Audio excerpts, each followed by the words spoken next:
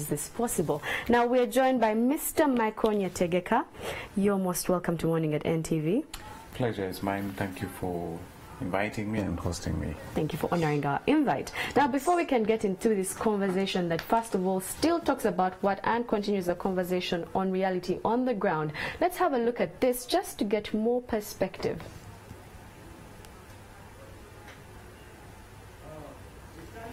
Now we seem to be having a technical issue there, but I'm going to just give you brief snippets of it in regards to it. Now, the civil society organization, that is the Unwanted Witness, advocated for safe and accessible online platforms for the realization of human rights, and this was as of last year, 2018, that saw a number of efforts by our government to crack down on internet users. Now, a few things that they came out with was, one, the most alarming digital rights violation was in regards to the passing of the Excise Duty Amendment Act 2018. Would you agree? Would you not agree? Well, we're going to get into that. Now, still in regards to that, the fact that you're being charged 200 shillings per day for you to access some of the online platforms. Now, still going ahead, the social media tax has with no doubt negatively impacted on low-income Ugandans, and we can see just even the students who are saying, surely, you could see from all that they were saying, it was, this is not something we can go ahead with. Now, still going ahead, it went to highlight a few other things, such as the crackdown on internet users as well, in regards to this report saying that the government has increased its crackdown on internet users by introducing laws that penalize the use of internet. Now, that would go to the point of the Computer Misuse Act 2011. But also still going ahead, they did mention, and which perhaps we need to highlight continuing, is the fact that journalists have been most affected with all of this, and also not forgetting there was a positive outcome. Yes, can you imagine? Now, it stands that the report, however, said that the internet penetration and usage in Uganda has continued to grow in the year 2018, adding that 13 million Ugandans out of the 40 million in Uganda now use the internet. So let's start from the positive, since it's 2019 and we keep saying on Morning at NTV, positivity is what we're going with. So, Mr. Michael Nyetegeka, yes, looking at just the statistics, the positive bit of it, that 13 million people have joined the internet. Would you agree?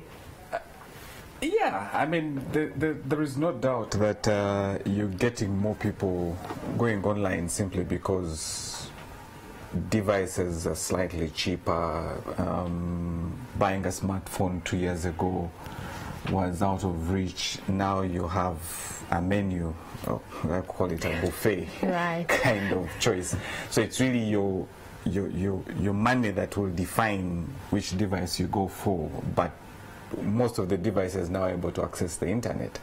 And it depends on what you call the internet and what you call browsing, because to a number of us, if I am on Facebook, I am on Twitter, then probably I'm on the internet.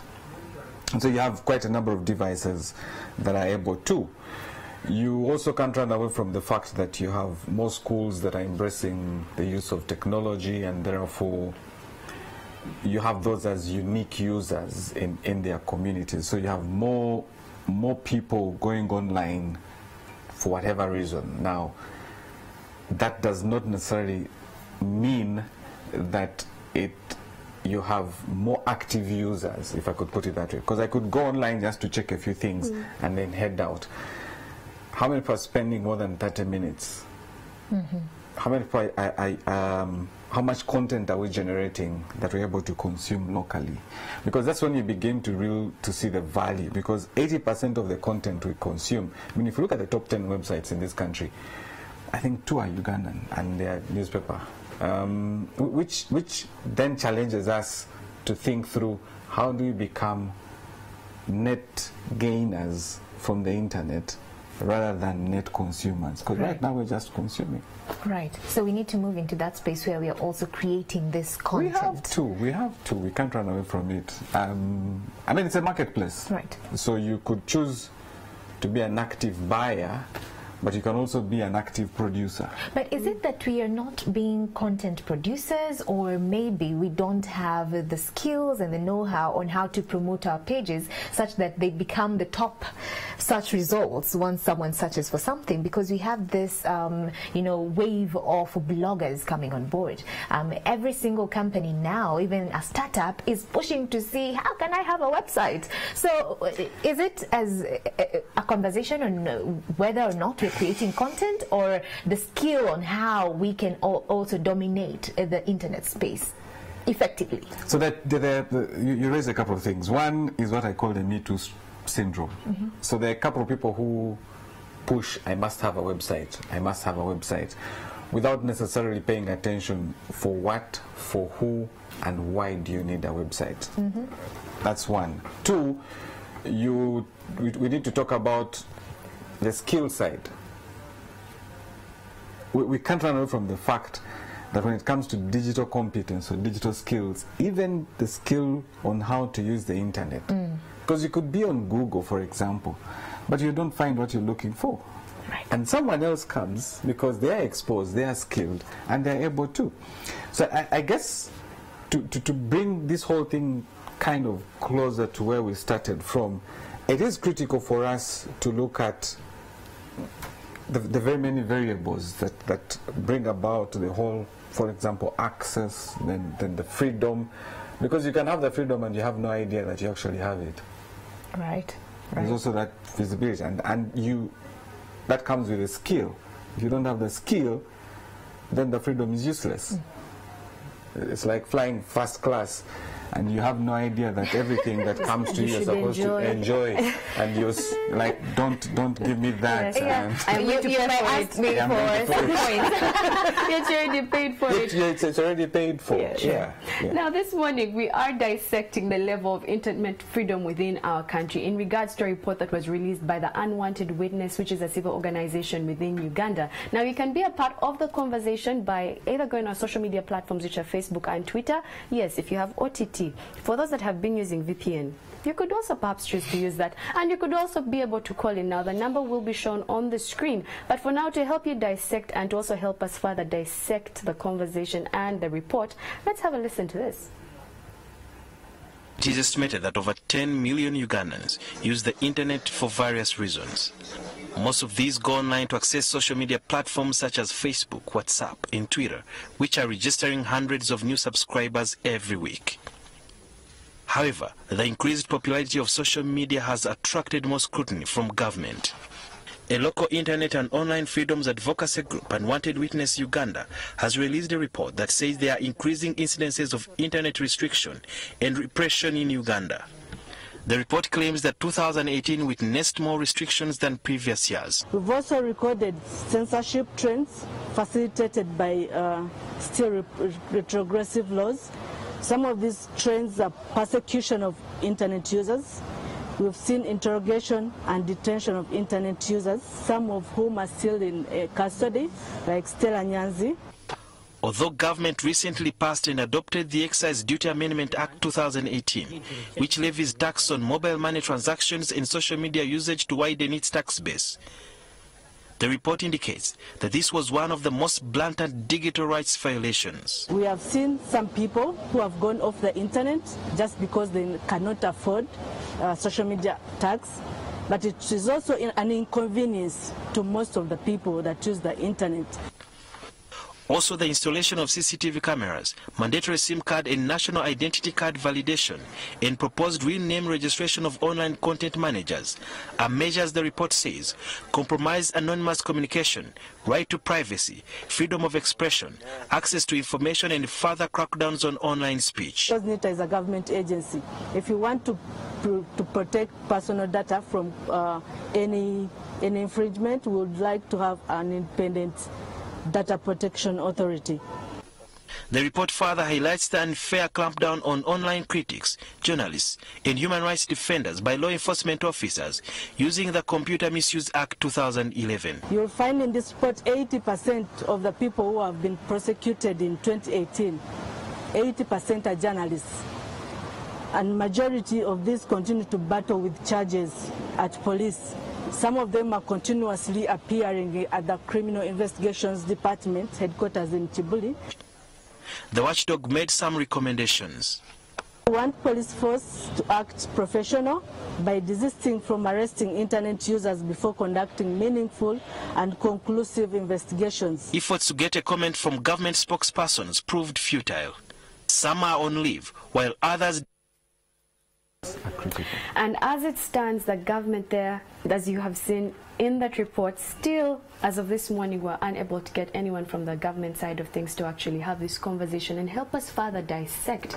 But we shall do with what we have, and we have Mr. Michael Nyetegeka with us. He is an ICT expert, and as we get into it, now we did mention which one positive is of this report is that we have more people being able to use the internet in regards to this report. But the biggest and the major highlight right now within this report is that people's freedoms have been stifled. They have been checked in regards to the law that came into where you have to pay your OTT from now on. From July 2018, you had to pay it 1st of July. Now, let's talk about it in regards to, yes, the internet freedom has been stifled. Yeah. But we have more people actually accessing the internet. How is this possible? Or becoming internet users?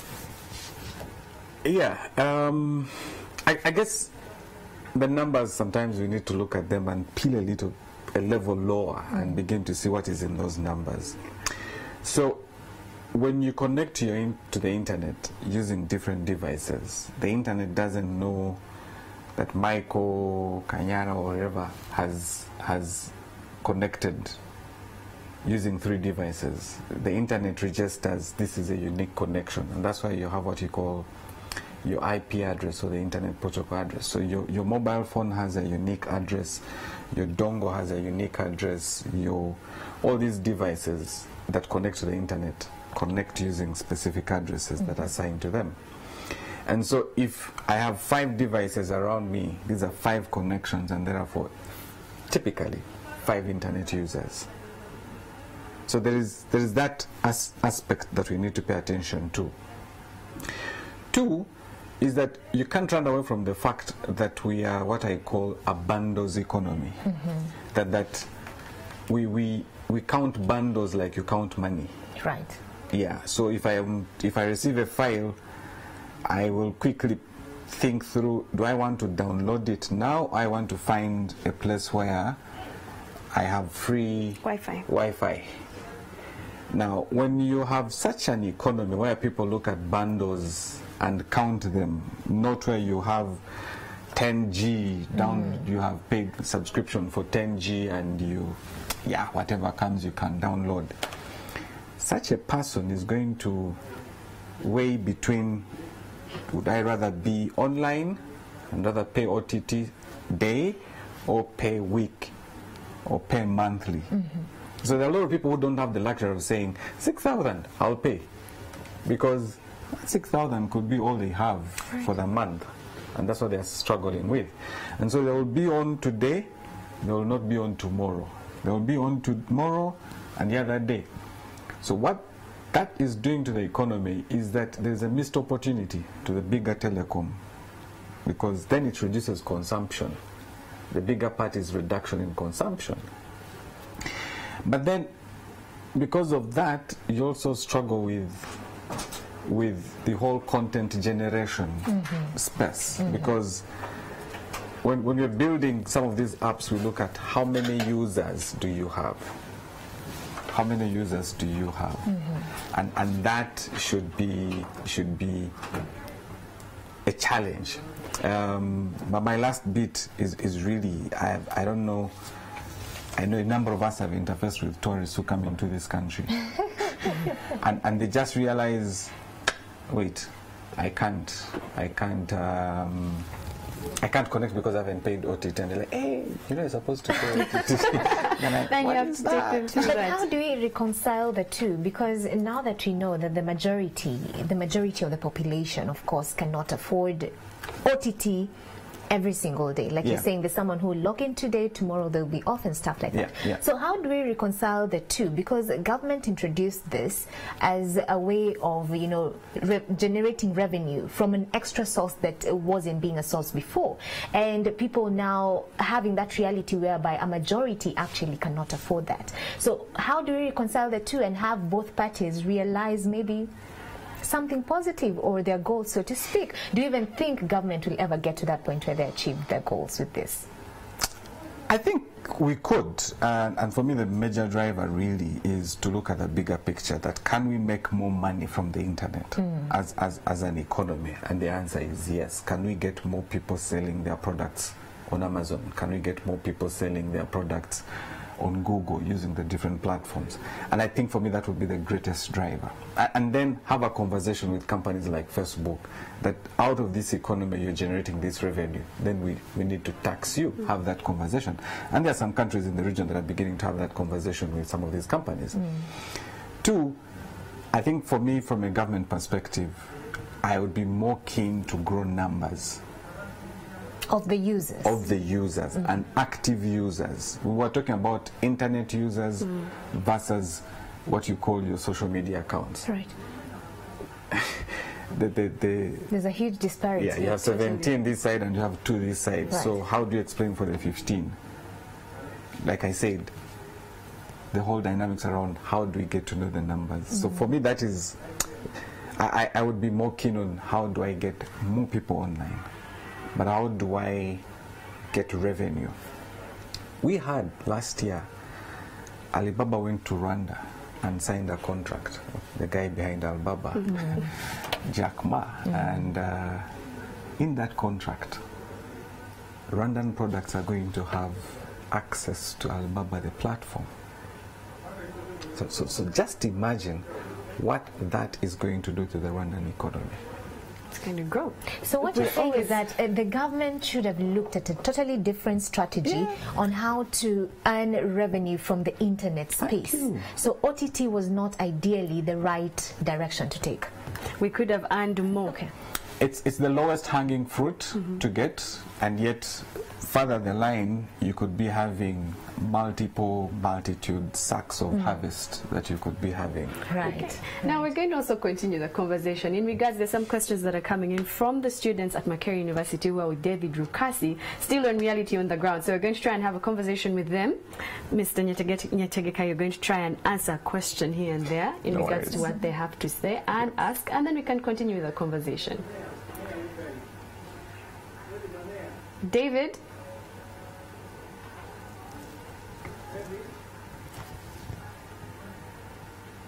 So David Rukasi will be joining us shortly with the questions, but for now we try and continue the conversation. Now still in regards to this OTT.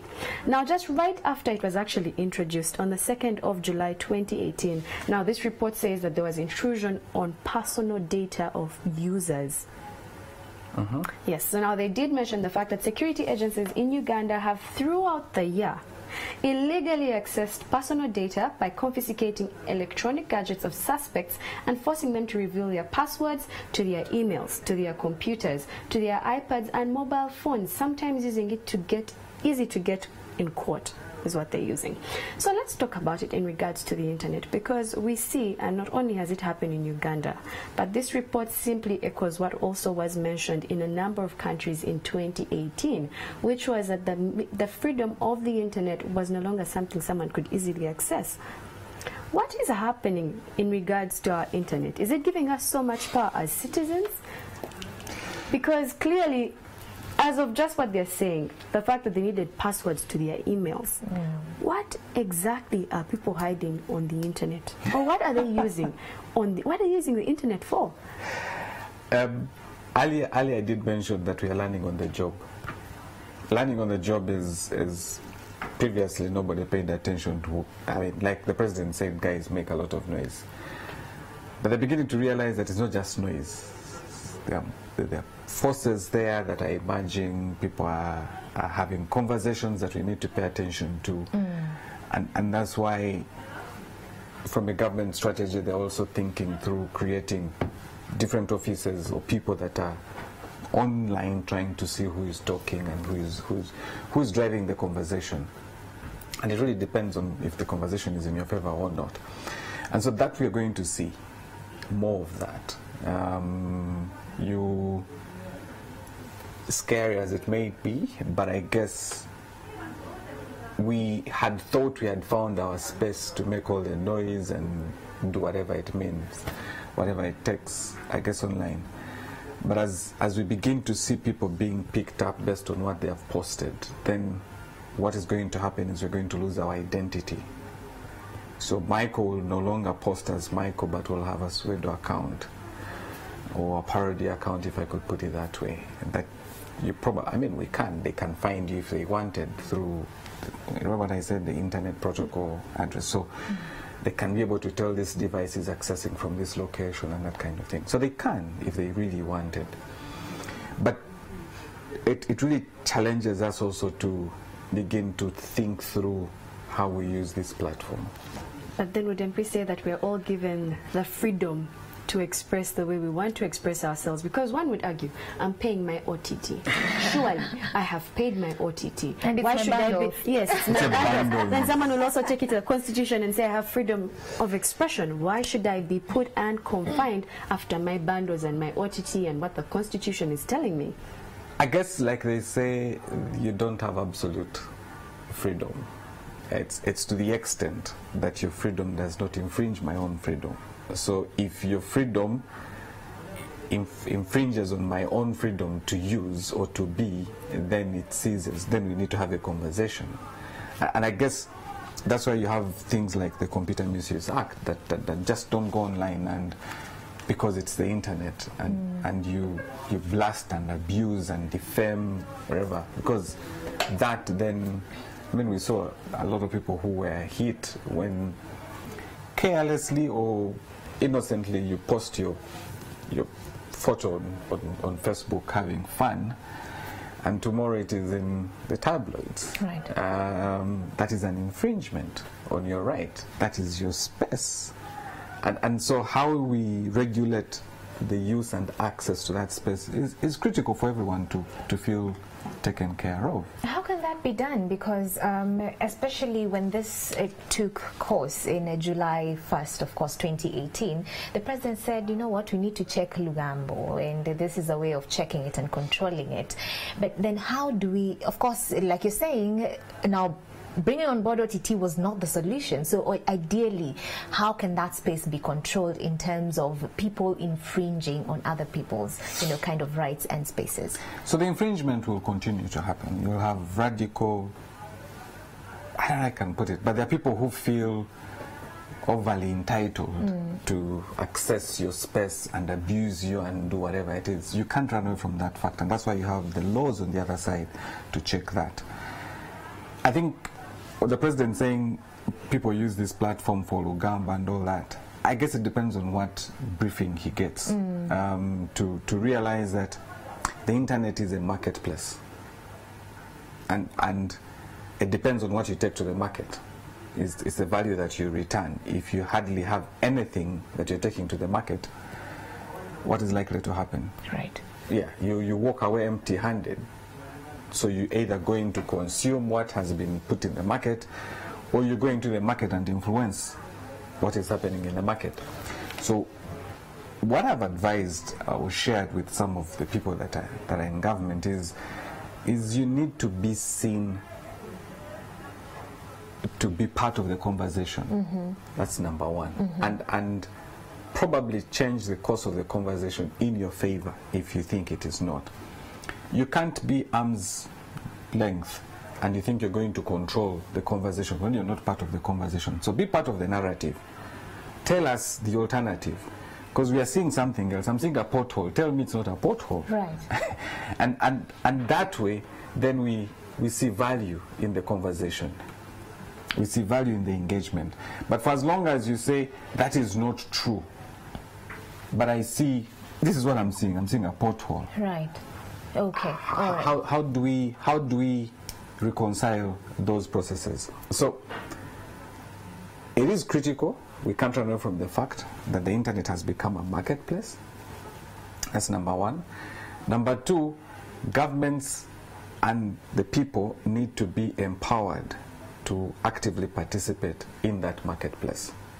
Because when you see it from the economic value side, when people are participating and are getting value, then they will not go into bashing you or doing all sorts of things, because there's value they're deriving out of it. Right. Three, skilling citizens with digital skills is important. Is going to be critical.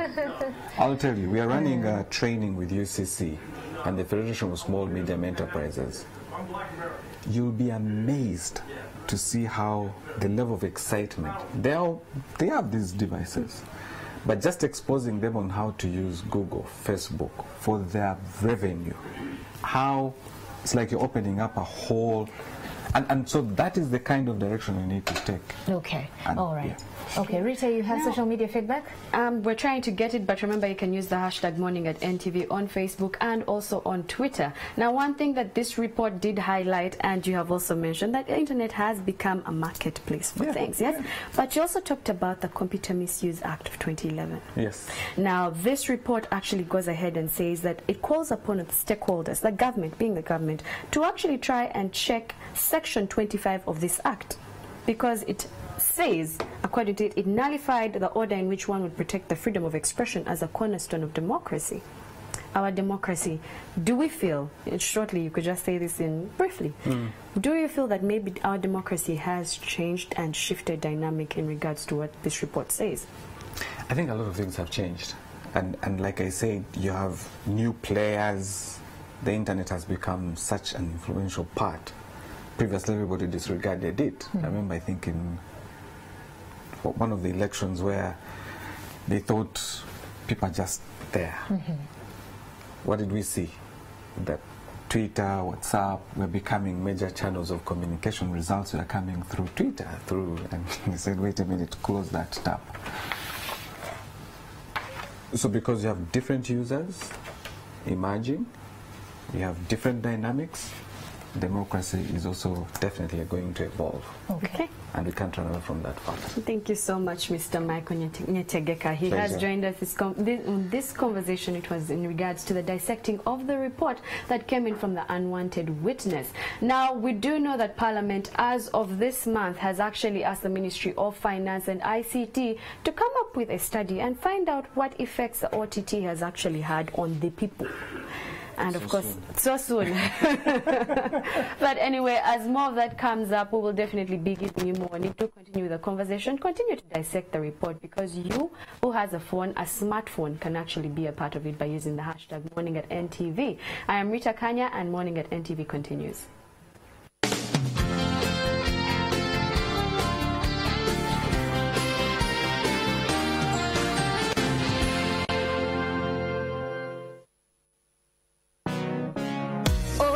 Feeling my whole world is changing. Woke up, I was feeling down, but now